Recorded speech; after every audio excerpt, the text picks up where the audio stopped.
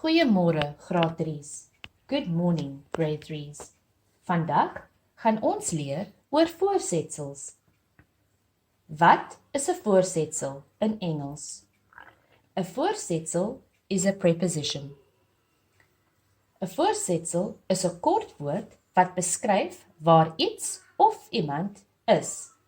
A preposition is a word that connects a noun or pronoun to a verb or adjective. Let us look at an example. Kom ons kyk na 'n voorbeeld. Die narkie is in die vrugtebak. The narkie is in the fruit bowl.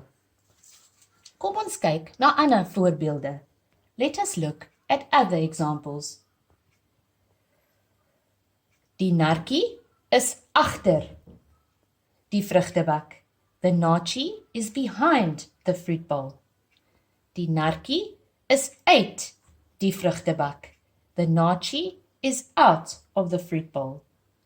Die narkie is langs die vrugtebak. The narkie is next to the fruit bowl. Die narkie is teen die vrugtebak. The narkie is against the fruit bowl. Die narkie is voor die vrugtebak. The narkie is in front of the fruit bowl. Die narkie is op die vrugtebak.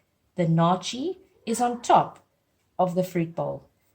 Die narkie is onder die vrugtebak. The narkie is under the fruit bowl. Now try and complete the worksheet on your own. You can find it in your home program, or you can pause this video.